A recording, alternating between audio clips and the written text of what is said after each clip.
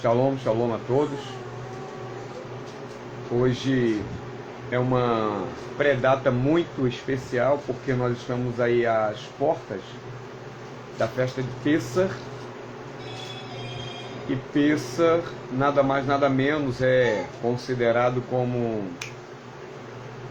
a festa da nossa liberdade. É uma festa assim, extremamente especial.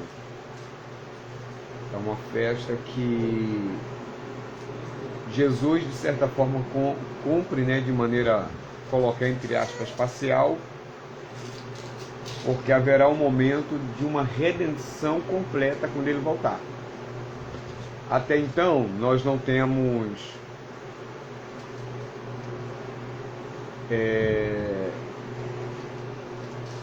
a ideia de quando ele vai voltar, mas também temos a ideia bem firme que ele retornará.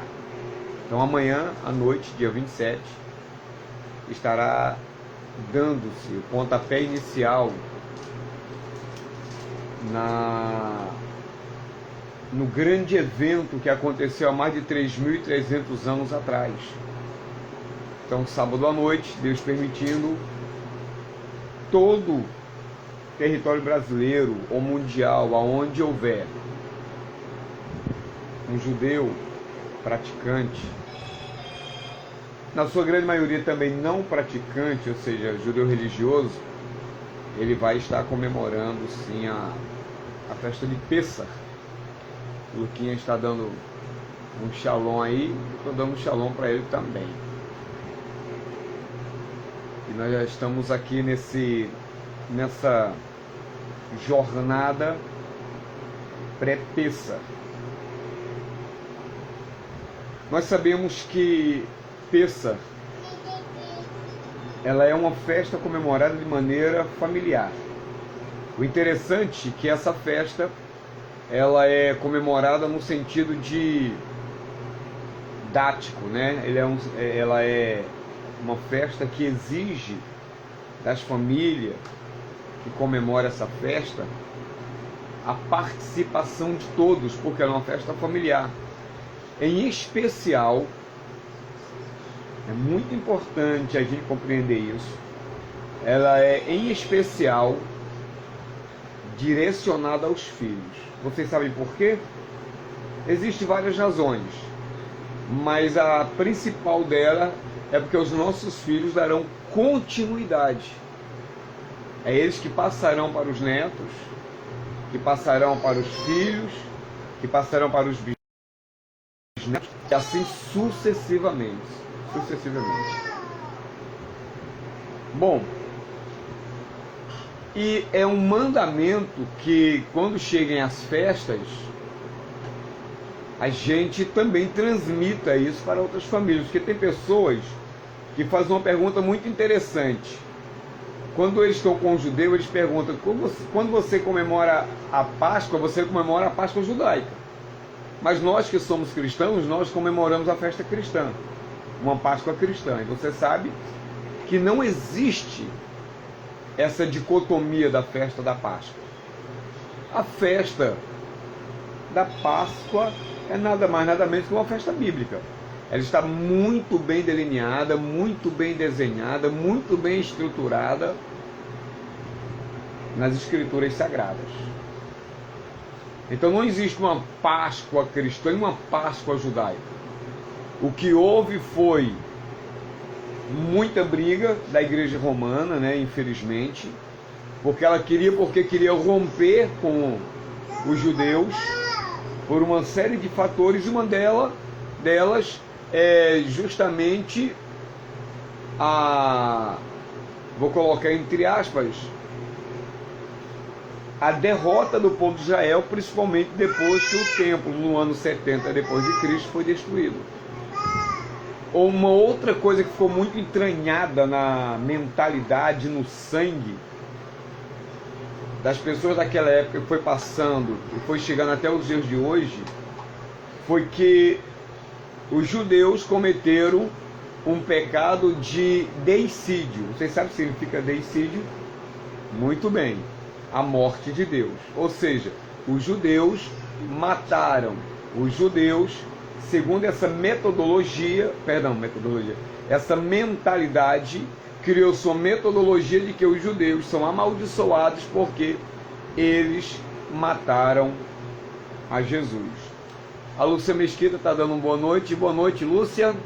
Aparecida também. A Alessandra também, Laos.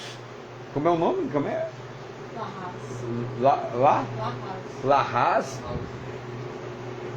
Se eu não me engano, a Lúcia Mesquita deve ser a tia da Antônia. Não é?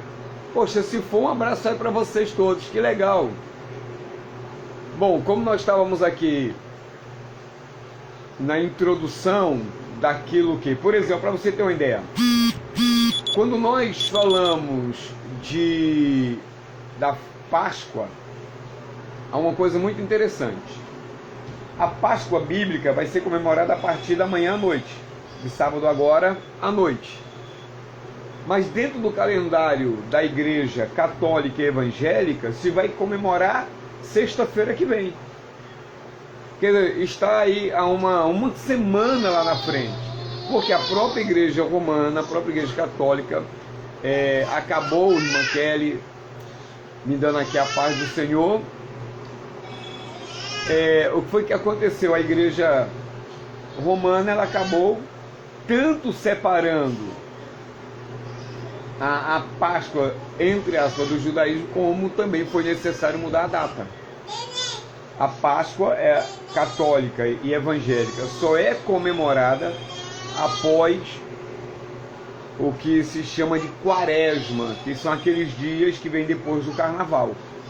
Por isso que não bate na data certa do calendário bíblico, que é 14 de Nissan ou 14 de Aviv, ou de Aviv.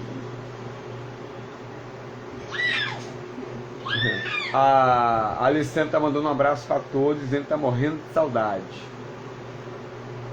Ainda chamou aqui de meus amores. Amém, minha flor. Vai ter um dia que nós vamos estarmos juntos novamente. Então, voltando ao nosso assunto. Alguém quer fazer alguma pergunta? Ninguém?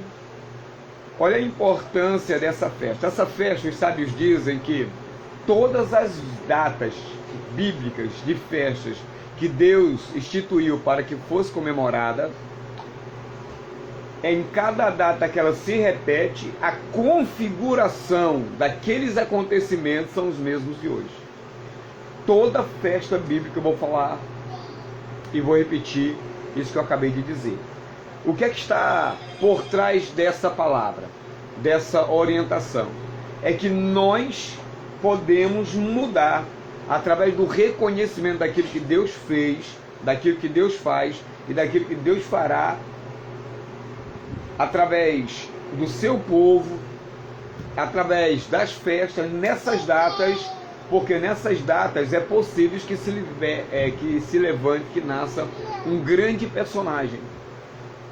Alguém de grande importância pode se levantar numa data como essa. Deus pode manifestar, seja até mesmo uma pessoa que vai trabalhar, que vai fazer com que o mundo melhore ou piore, porque nós estamos aí na iminência do tão apregoado ou tão apregoada manifestação de quem? Do anticristo. Muito bem, exatamente. A galera está aí, não pavorou, porque tudo que está acontecendo nesse mundo está prestes a revelar possivelmente o tão falado e o tão proclamado anticristo. Esse anticristo, se ele aparecer, ele vai trazer solução para a maioria dos problemas mundiais. E é parte disso, ou a partir daí, que muitas pessoas crerão e depositarão confiança plena nesse cidadão, que depois de 3 anos e meio, ele vai romper com a aliança que ele fez com o povo judeu, com as nações. Ele vai tentar assumir uma posição de Deus, ele vai exigir ser adorado Ou seja, as pessoas naturalmente irão idolatrá-lo, e o mundo está preparado para isso. O mundo está preparado para isso. Por que o mundo está preparado para isso? Porque as pessoas já não estão dando credibilidade às Escrituras devido ao grande sofrimento que está passando. E eu quero que vocês entendam isso. Nós somos chamados com uma missão extraordinária. Um grande potencial de qualquer ser humano, ele vai ser revelado no momento de crise. É no momento de desafios que um grande personagem, Davi, se levanta. Se você ler de Gênesis a Apocalipse, você vai ver que os grandes personagens foram manifestados através de crises, através de problemas, entre aspas, insolúveis. Por exemplo, de maneira muito rápida, Davi. Davi aparece num cenário, depois que foi ungido rei, justamente no momento de crise, onde um gigante estava desafiando o povo de Deus, o povo eleito, que levantasse um guerreiro para lutar com ele. Só que durante 40 dias aquele homem afrontou de maneira desrespeitosa o povo de Israel. Ninguém se manifestou. A pessoa mais capaz de enfrentar Golias era Saul. Saul se acovardou porque a Ruach HaKodesh, a Ruach do Senhor, já não estava sobre ele.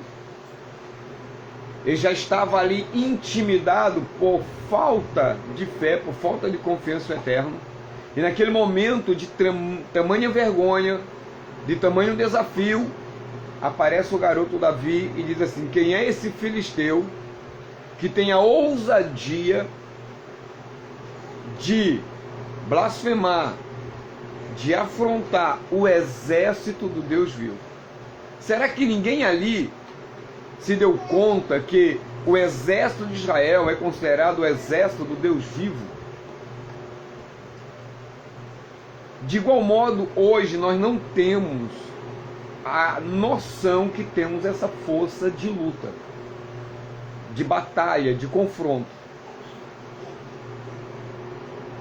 Foi no momento de tremenda crise, de tamanha vergonha, que esses homens se levantam para desafiar aquilo que era impossível ser desafiado. Foi num período desse que Moisés nasceu. E é notório que Moisés tinha uma luz muito grande. Moisés, ele tinha uma Neshama, uma alma, ele tinha uma força de vida que só ele tinha todas as condições de executar o que ele nasceu para executar, que era libertar o povo de Israel. Nós não podemos, e vou repetir, nós não podemos nos acovardar diante das situações. Muito pelo contrário, é nesse momento de crise, de desafios, de confrontos, que Deus pode e quer despertar em nós essa força da nossa Neshama. Deus não está preocupado se nós temos poder aquisitivo, se nós temos poder intelectual. Isso pode até contribuir de alguma forma, mas Ele só quer alguém disposto, capaz, com fé, com determinação, de confiar completamente nele e dizer assim: pode contar comigo para esses desafios. Estão entendendo, queridos? Então amanhã vai fazer mais de 3.300 anos que Moisés nasceu, ou 3.420 anos que Moisés nasceu. Colocar dessa forma, aproximadamente. É interessante que Miriam, a irmã de Moisés, foi a principal responsável também pelo seu nascimento. Quando o faraó decretou a morte de todos os primogênitos, estou confundindo a morte do primogênito da festa de Pêssah. quando o faraó determinou a morte de todos aqueles que nascessem homem dentro da nação de Israel, Yocheved e Amram decidiram não se relacionarem mais. Ou seja, não ter intimidade. Por quê? Porque eles não queriam gestar filhos. Percebe a mentalidade? Que é a mesma de hoje? Qual é a mentalidade de hoje? Que ter filho dá trabalho. As pessoas têm a ousadia de dizer assim: Deus me livre. E nós não sabemos quem será o nosso libertador. Nós não sabemos quem será aquele que vai nos sustentar. Naquela época, abriu um parênteses aqui, quem era o responsável por sustentar o pai? Ou a mãe? Não, eu sei que eram os filhos, mas quais dele? Quais dele? O primogênito.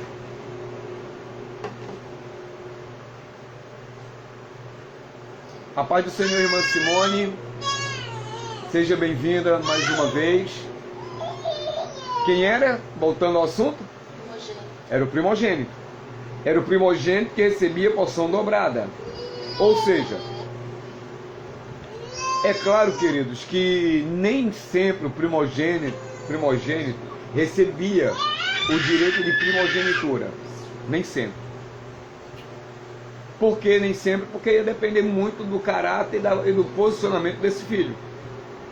Mas era assim, por exemplo, eu tenho aqui 3 filhos. Meu primogênito é o Lucas. O que era que eu faria? Pegaria todos os meus bens, caso eu tivesse, ou mesmo se não tivesse, dividia em 4 partes. Uma iria para o Tiago, outra iria para o Davi e 2 partes iriam para o Lucas. Então isso, de uma certa forma, competia-lhe na cara assim, do meu envelhecimento. Se eu precisasse ser cuidado em qualquer instância, ele cuidaria de mim. Claro que primogênito, nada mais, nada menos, é aquele que abre a madre. Aí esse é o primogênito. O direito de primogenitura não quer dizer que ele iria herdar. Porque se ele anda de maneira contrária ao padrão estabelecido pela casa, eu transfiro para outro. Por exemplo, o Lucas, eu percebo que não teria condições nenhuma. Eu pegaria esse direito de primogenitura e passaria para o Davi, que pelas características que eu vejo do Davi, é aquele que talvez cuide da gente na nossa velhice. Pelas características dele. Eu posso me equivocar. Mas estou dando a nível de exemplo. Então Miriam percebe que Amram e Yocheved, ou Joquebed, se separaram de cama.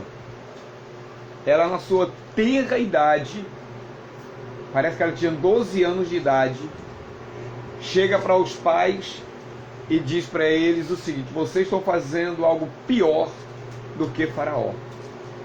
Olha o espanto daqueles pais. Amirão deve ter perguntado: mas como assim, meu filho? Eu não estou entendendo. Por que eu estou fazendo uma coisa pior do que Faraó? Se Faraó decretou que toda mulher grávida que desse luz a um filho do sexo masculino fosse morto, foi jogado no rio Nilo, jogado à própria sorte.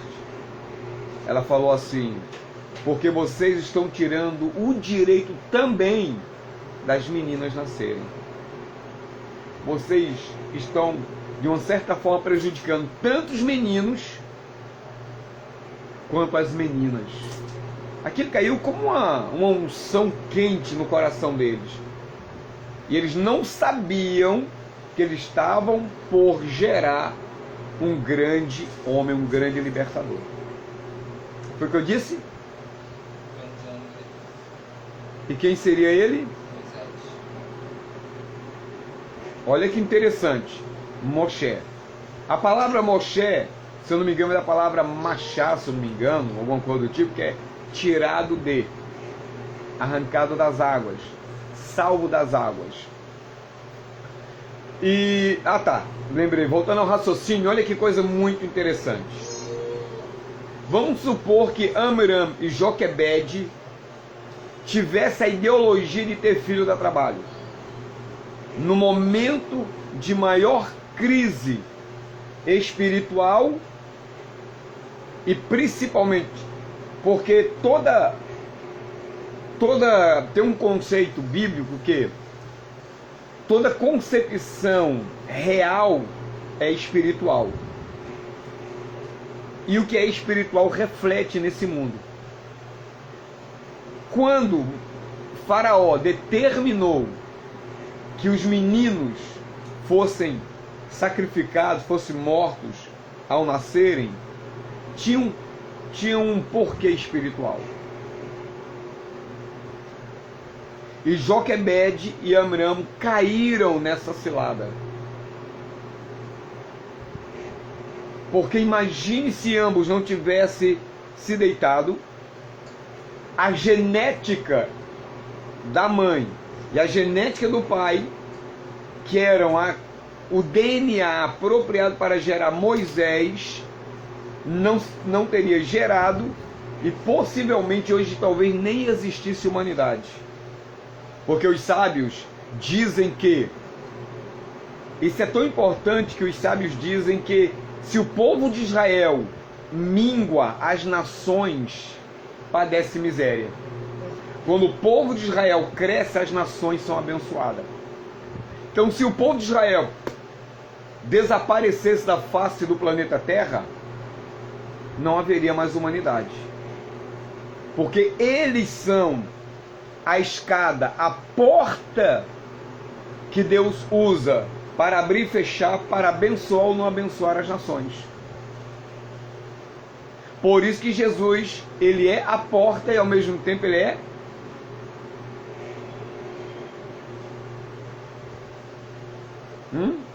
a escada. Foi isso que ele disse a Filipe. Então o que nós estamos tratando hoje aqui é a ressurreição de uma fé que Deus quer que gere vida. Filho nunca será problema, a não ser que nós geremos problemas com eles. Nós não sabemos o que serão os nossos filhos. Miriam é a irmã mais velha de Moisés. Arão, irmão de Moisés, é 3 anos mais velho do que Moisés. Então, quando o Faraó dá a ordem de que todas as crianças fossem mortas do sexo masculino, isso aconteceu 3 anos aproximadamente depois do nascimento de Arão. Outro dado importantíssimo, tem tudo a ver com todas as gerações em todos os tempos. É isso aí, queridos. Se vocês estão entendendo, vai dando aquele like, né? Dá um like ou mandar aqueles coraçõezinhos que eu vou entender que você está compreendendo aí a mensagem. Quantas tribos desceram para o Egito com Jacó? Hein, Davizinho? Hein, Thiago?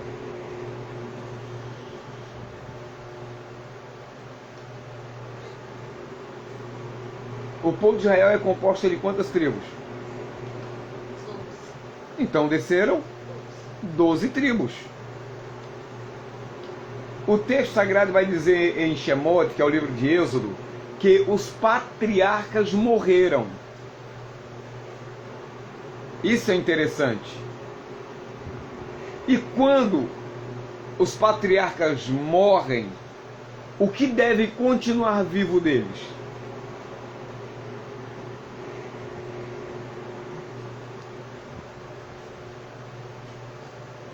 Os seus ensinamentos. O que faz com que alguém comum, quando morre, se torne de certa forma vivo? As suas lembranças, aquilo que ele deixou, aquilo que te traz à memória e que você recorda. Então é o legado que alguém deixa. Quando a Bíblia relata que os patriarcas morrem, o texto de certa forma está dizendo que 11 tribos não deram continuidade, não permitiram que esses patriarcas vivessem porque eles abandonaram os ensinos pais. Só a tribo de Levi que permaneceu fiel ao Eterno. Só a tribo de Levi que não se corrompeu.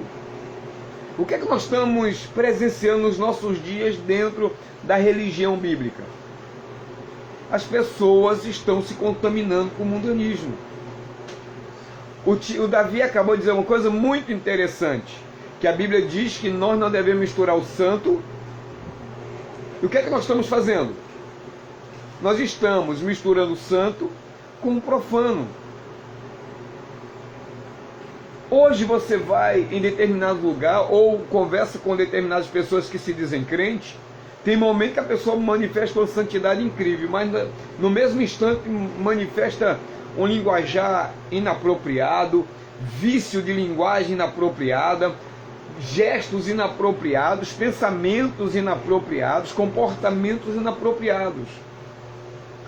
Hoje o santo e o profano andam de mãos dadas.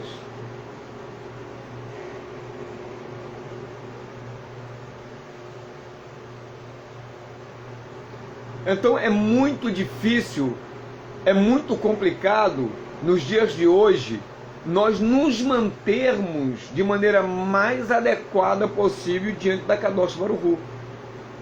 É por isso que é num tempo de crise que se manifesta ou o Cristo ou se manifesta o anticristo. Imagine se Jesus voltasse agora. Pouquíssimos estariam preparados para isso. Porque mesmo no meio a tanta assimilação, a tanta contaminação, ainda existe alguns que perseveram, alguns que persistem em ser fiel, alguns que persistem em se dedicarem cada vez mais a Kadosh Baruch Hu. Mas não é tarefa fácil. Querida galera, as pessoas perdem 4, 5 horas com qualquer outra coisa, mas elas não investem 5, 10, 15, 1 hora de seu tempo assistindo uma palavra. O louvor edifica? Sim, mas não tanto quanto a palavra de Deus.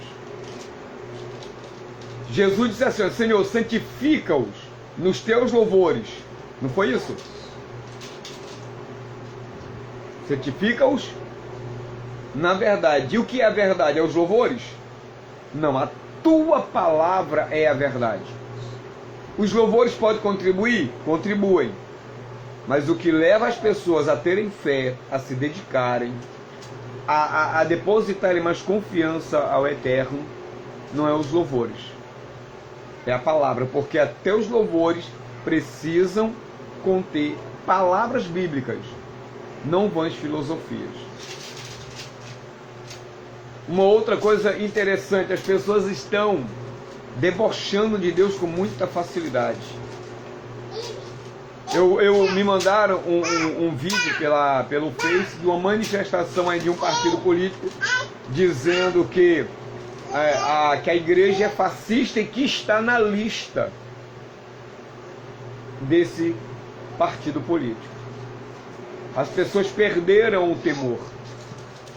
Há 2 anos atrás, se eu não estou equivocado, as pessoas debocharam do Senhor Jesus numa quadra, ou melhor, numa passarela de carnaval, aonde Rassatã pisoteava, debochava, saía como vencedor contra, entre aspas, um personagem que ali estava representando Jesus Cristo. Isso é muito sério. Então isso vai gerando uma geração despreocupada.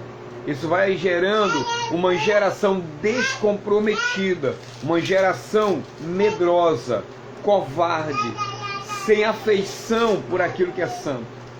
Como Paulo disse, que nos últimos dias nos sobreviria tempos trabalhosos, onde a galera não suportaria mais a sã doutrina, seriam amantes de si mesmo, avarentos, soberbos, presunçosos, mais amigo dos deleites. Presta bem atenção na construção da frase.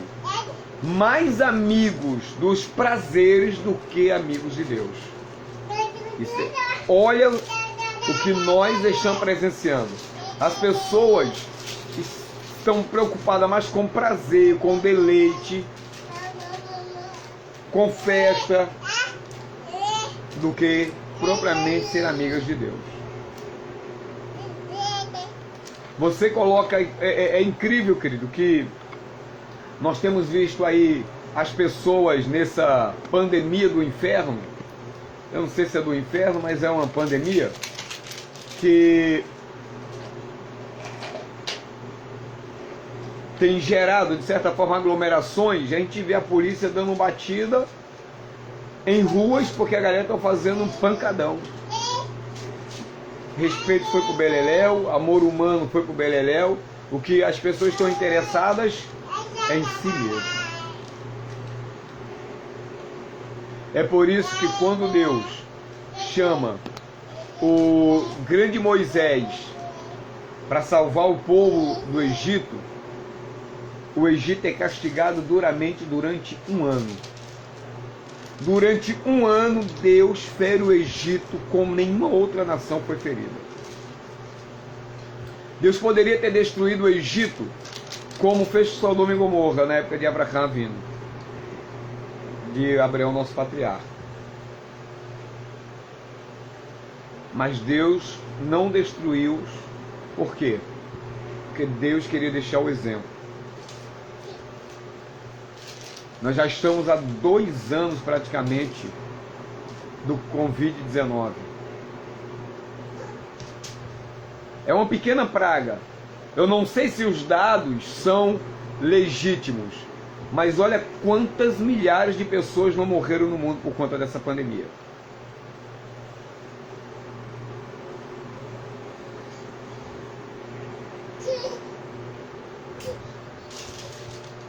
Mas Deus fez uma promessa a Abraão. Falou assim: Abraão, olha só, saiba que de certo os teus descendentes serão escravizados pelo Egito. E na 4ª geração eu os visitarei. Shalom, shalom, Júnior. Bem-vindo. E ele disse que tiraria o povo do Egito com braço forte e mão estendida.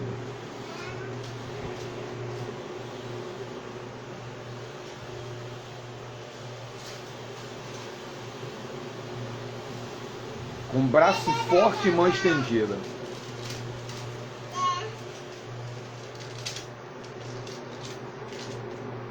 Se ele disse isso, na 4ª geração, ele já tinha predeterminado quem seria o grande libertador.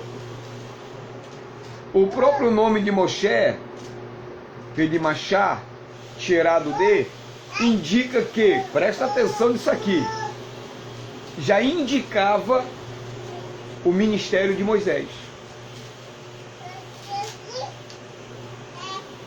Ele foi tirado das águas para qual objetivo? Tirar o povo de Israel também por meio da água.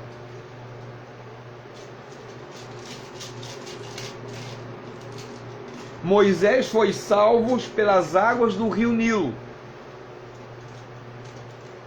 No Tevá. Tevá é a arca, né, que ele foi colocado, aquela cestinha. E a palavra Tevá está associado à palavra davar, que é a palavra para palavra. Ou seja, Moisés foi tirado das águas e protegido pela Tevá, protegido pela palavra, protegido pela promessa que Deus lhe fez.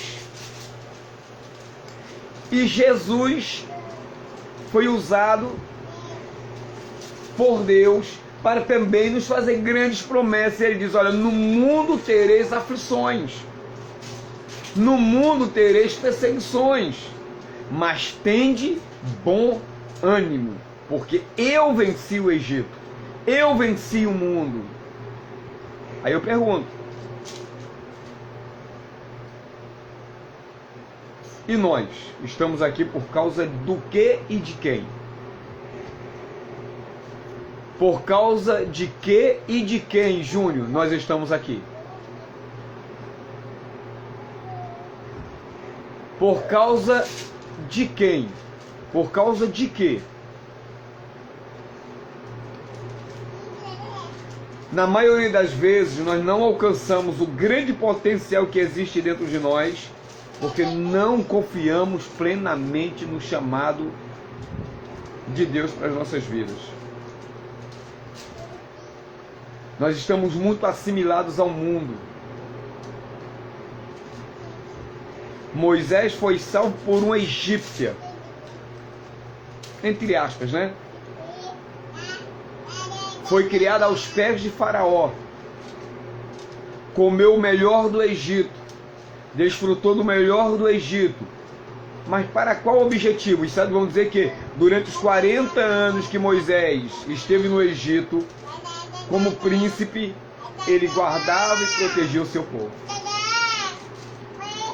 É tanto que os sábios dizem que Faraó não dava descanso ao povo de Israel nos seus trabalhos.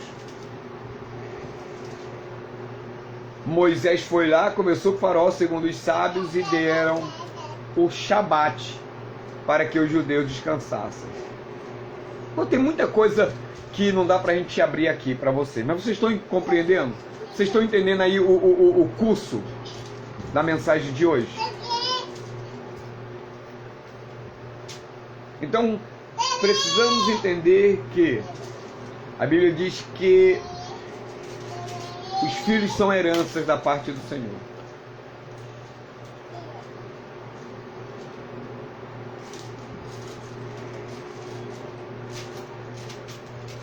Se os filhos são heranças da parte do Senhor, é porque cada um de nós temos um potencial de ser, entre aspas, um Messias.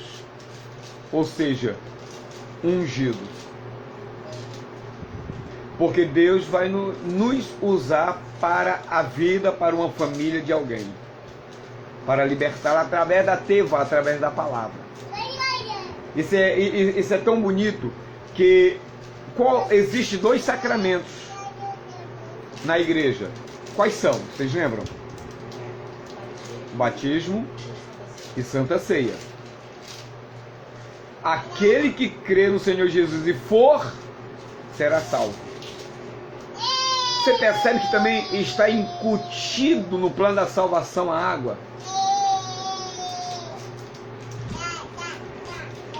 Está incutido no plano da salvação a água. Você sabe por que a água? Porque a água é um elemento tão importante. Vocês lembram? Os sábios vão dizer que água é luz materializada. Olha que sacada. Por isso que a água é tão vital como a luz do sol para o ser humano. Então, se de fato isso é verdade, se a água é a luz materializada, Jesus disse: aquele que beber da água que eu lhe der, nunca mais terá sede. Então, quando nós bebemos da água de Cristo, que pode ser símbolo da palavra e no contexto o Espírito Santo, quando você bebe, o que é que se cria dentro de você? Uma fonte de água da vida. Então é luz de fora e luz de dentro. Então eu preciso ser luz de fora e ter luz de dentro. Jesus disse assim, olha: estai em mim, e as minhas palavras estiverem em vós, pedireis o que quiserdes em meu nome, e o Pai vos fará. Olha que sacada.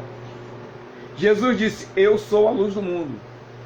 Então eu preciso estar em Jesus. Olha que fantástico. Mas a palavra também vai nos ensinar que a palavra de Deus é lâmpada para os nossos pés e luz para os nossos caminhos.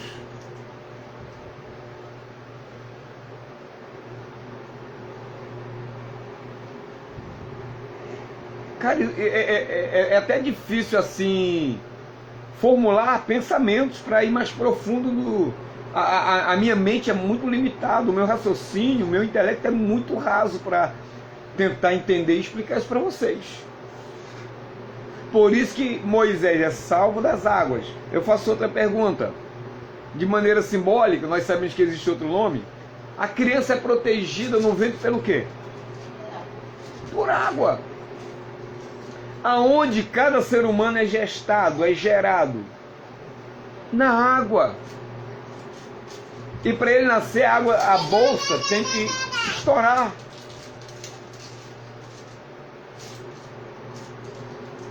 Então Moisés nasce, foi protegido durante toda a sua vida na água.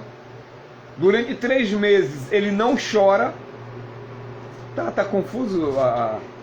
Durante 3 meses ele não chora, o que a sua mãe percebe que ele é uma criança especial.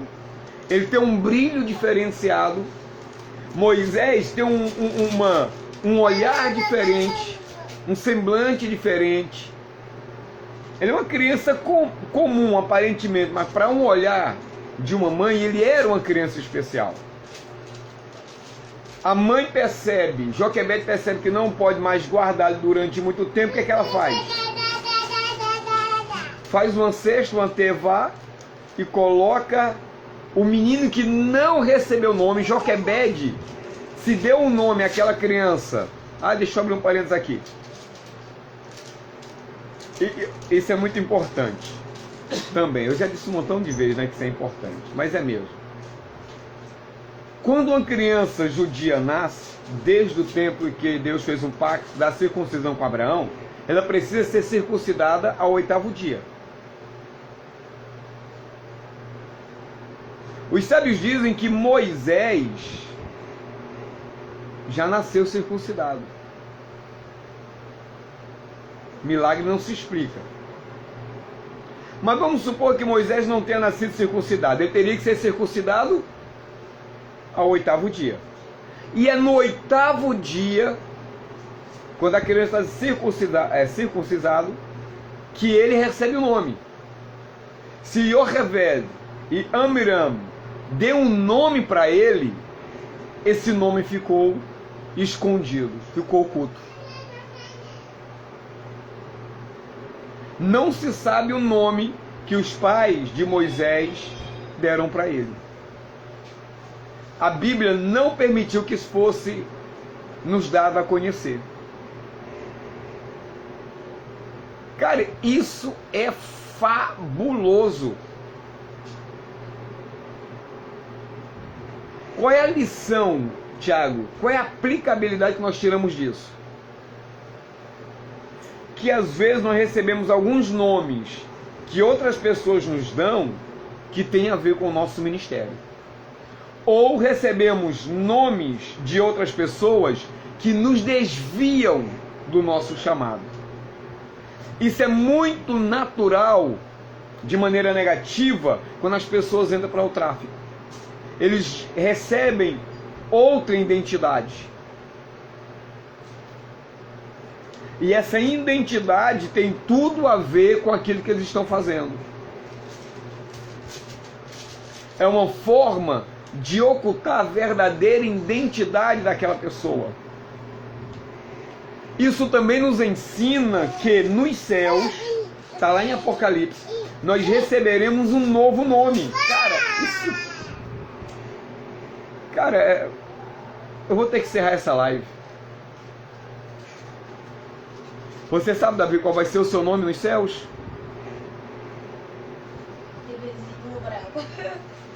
Você sabe, Tiaguinho? A Bíblia diz que nós receberemos um nome que só nós, a pessoa, e o Eterno saberá. Ou seja, o nome lindo desse Valdécio não será Valdécio no céu. Amém. Mesmo que o meu nome esteja registrado de certa forma no livro da vida como Valdécio. Mas eu receberei um nome que o próprio Kadosh Baruch Hu irá me dar, como aqueles meus amados que estão agora me ouvindo, me assistindo, também receberão um nome que só eles e Deus saberão. Olha que coisa interessante também. Quando alguém se converte ao judaísmo, ou quando alguém passa a frequentar uma sinagoga judaica messiânica que acredita em Jesus, ele também recebe um outro nome hebraico naquela sinagoga para ser tratado entre os irmãos com aquele novo nome. Frank, fica ligadinho aí, meu filho.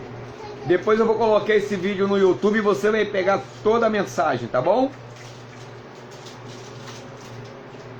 Querido, isso é tão maravilhoso que quando, voltando ao assunto, Moisés é colocado na Tevá, que está relacionado à palavra, todo ser humano que aceita a palavra de Deus, e a fé vem pelo ouvir a palavra de Deus, ele também recebe uma nova vida, ele também recebe uma nova identidade.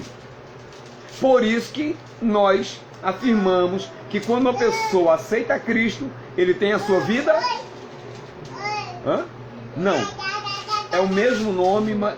Não. Pode ser renovada, mas geralmente a gente fala de transformada. Tem aquela ideia do casulo da borboleta. Antes de ser borboleta, né? A largata faz aquele seu casulozinho até chegar ao processo de transformação, de metamorfose. Olha que interessante, presta atenção, pelo amor de Deus. Quando não era Moisés, ninguém sabe o nome dele até o momento, é colocado na Tevá, ele está fechado. É como uma largata entrando no seu casulo. Joquebed entrega àquela criança a própria sorte, porque ela acredita que aquela criança tem um propósito especial. Aquela criança é especial. E ela deixou na mão do Eterno o que aquela criança seria. E a água leva até a presença da princesa. E pela primeira vez Moisés chora. Durante 3 meses, Moisés não chorava. Pela primeira vez, quando a Tevá, aquela cestinha, fica agarrada entre algum junco, alguma coisa lá que agarrou, a princesa vai se banhar nas águas do rio Nilo, e naquele momento a criança chora. A princesa traz aquela cestinha, e agora chegou a hora da largatinha sair do casulo. E quem é que tira a criança do casulo? Uma egípcia. Só que ela olha e fala assim: essa criança é uma dos hebreus. Como é que ela sabia? Porque aquela criança estava com tecidos, com uma manta que só os judeus sabiam trançar. Era diferente dos egípcios. Naquele momento quem aparece? Miriam, a irmã mais velha de Moisés, e fala assim: princesa, queres que eu chame uma das mulheres hebreias para amamentar essa criança? E a princesa concede. E quem é que vem amamentar aquela criança?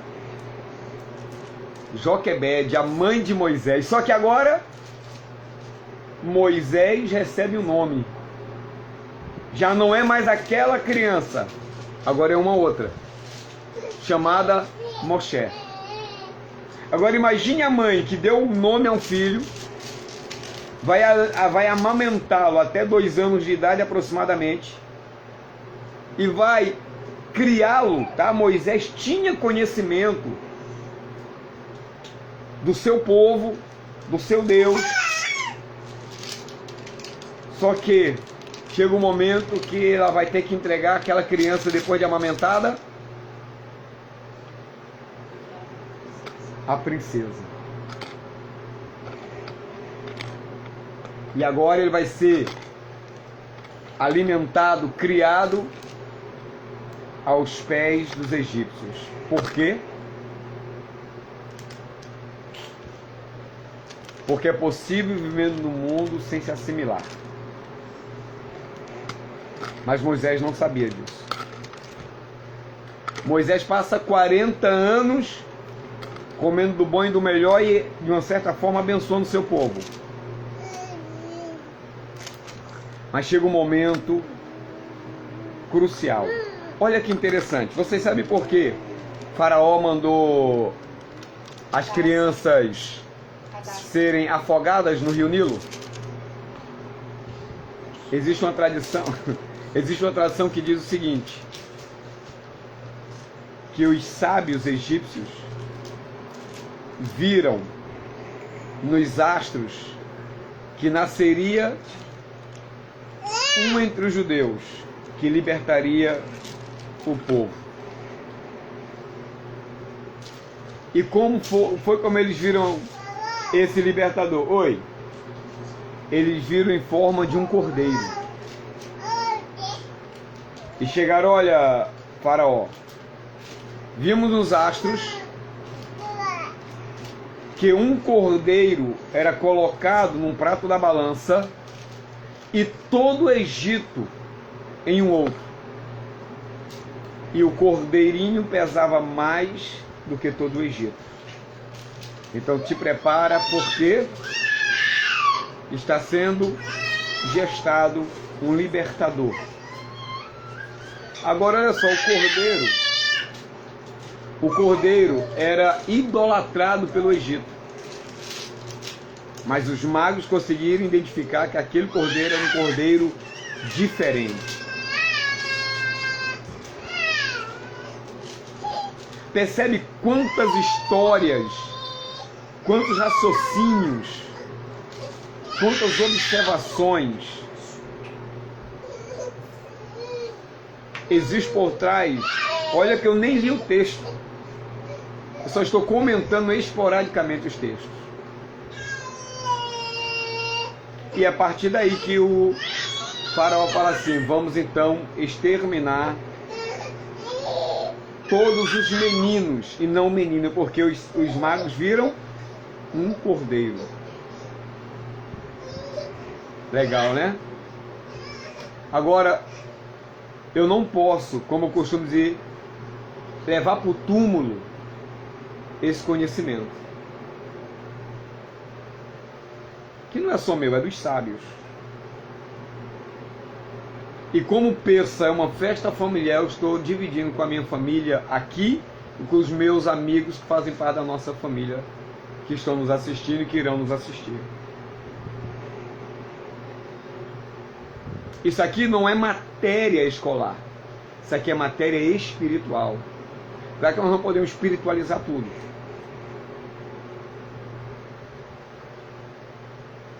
Olha os segredos que o Eterno tem nos permitido conhecer. Para quando você lê o texto sagrado, ter mais ou menos a ideia do que estava por trás daquilo dali. Pena que algo dessa natureza é tão desprezado, é tão jogado na lata do lixo. As pessoas não se interessam por isso. Afinal de contas, quem é que falou uma coisa dessa? Quem é esse cara? Não sou Roberto Carlos, mas esse cara sou eu.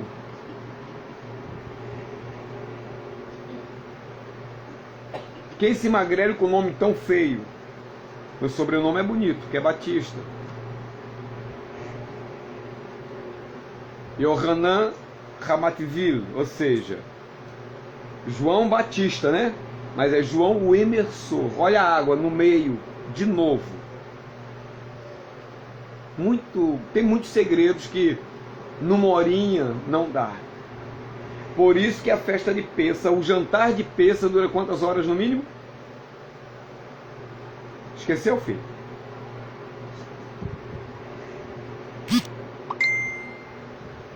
Três horas no mínimo. É de 3 a 4 horas. Mas as pessoas não têm paciência. Mas tem paciência de assistir um jogo, de passar o dia todo vendo novela, mas não tem paciência de parar um minutinho para ler a Bíblia, fazer as suas orações. Isso nada mais, nada menos chama-se assimilação, mundanismo. Eu não sou contra a pessoa assistir novela, ver seu jogo de futebol, assistir o seu filme. Eu sou contra que demasiadamente atenção a isso em detrimento de tantas outras coisas espiritualmente falando, são mais importantes do que tudo isso. Bom, amanhã, se Deus permitir, à noite, nós estaremos reunindo, fazendo as nossas orações e falando mais sobre isso. Alguma pergunta? Vamos orar? Santo Deus, Deus de Abraão, de Isaac, Deus de Jacó, Deus do nosso Senhor e Salvador Jesus Cristo, Deus do grande libertador, do grande legislador Moisés, Deus de Miriam, de Arão, Amiram, de Joquebede, nosso Deus. Somos gratos a Ti, Senhor, por este momento tão magnífico.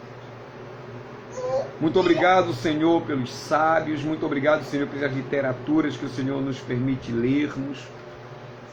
Obrigado, Senhor, pela tecnologia.